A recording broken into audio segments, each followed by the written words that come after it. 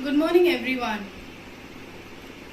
As we have started our class with the chapter Stakeholders, today we'll continue with the same chapter in which we will deal with various expectations of the different stakeholders. So, first, expectation of employers like owners, shareholders, directors, etc. First is safety of capital. What is the meaning of it? We know that the shareholders, they have certain part of their capital in the form of shares in various organizations or in an organization. So they want the safety of their capital. They want a fair return out of their capital in the form of dividend. What is dividend? It's a part of net profit of a commercial organization which is given to the shareholders at the end of the financial year. Next, fair and regular return. As I have already told you that when they are investing their capital in the form of shares in a commercial organization, they want a return of their investment. And what is the return on their investment? It is the dividend that they get at the end of the year. Next is capital appreciation in the value of their investment. I would like to give a very practical example. Like when we deposit certain amount of cash in a bank for say 6 months or 1 year, do we expect that same amount after 6 months or 1 year? No, absolutely not. We want the amount to be higher. Like suppose I have deposited 10,000 with the bank for 1 year. So I would expect a rise in that amount by suppose 2,000 or 3,000. So that is what? The capital appreciation. Similarly, when you purchase a share of a commercial organization, you invest your capital in the form of shares. So you want a fair appreciation in your capital. Appreciation is the rise. Next, equal participation in policy decision. When you purchase the share of a commercial organization, you become a part of that organization. But through what? You will participate in the decisions, policy decisions of that organization. You will become an active member of that organization. Next, public image of the company for which they can feel proud. Like suppose you purchase the share of Tata Steel. Tata Steel is already having a reputation in the market. So you feel proud to purchase the share of Tata Steel.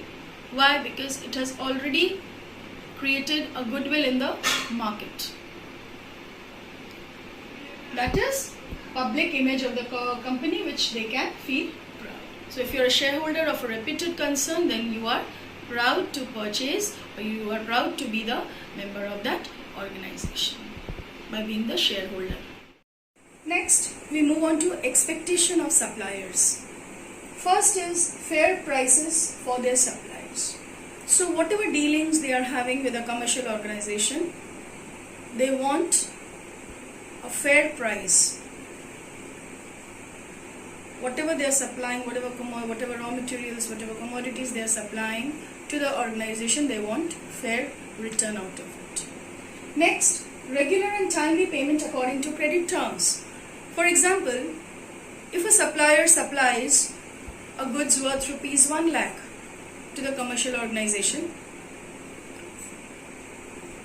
then the commercial organization has certain credit terms. Like the organization will say that your payment will be made within 3 months from the date of supply. So the organization has to maintain the time.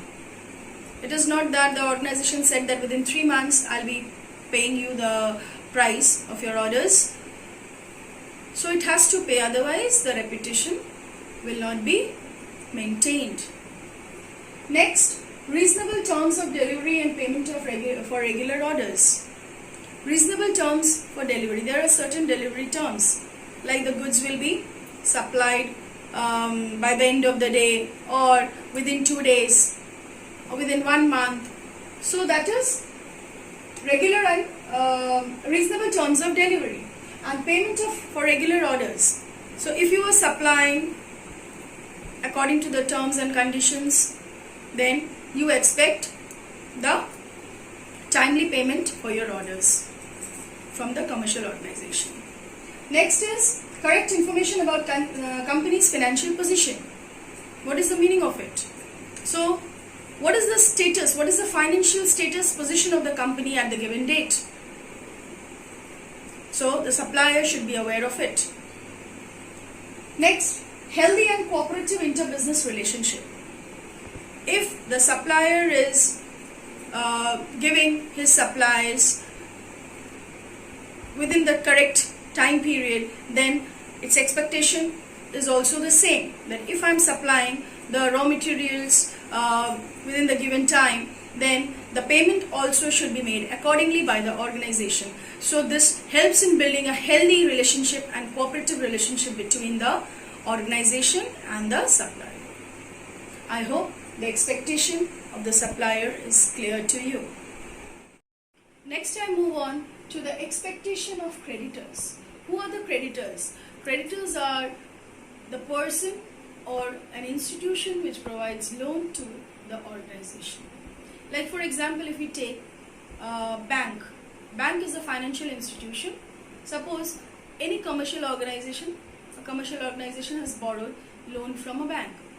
So what will be the expectation of the bank in that case? The first will be safety of loan.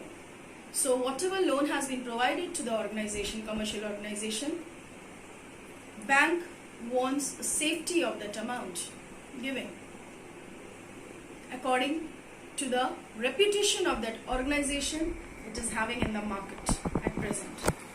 Second, regular payment of interest.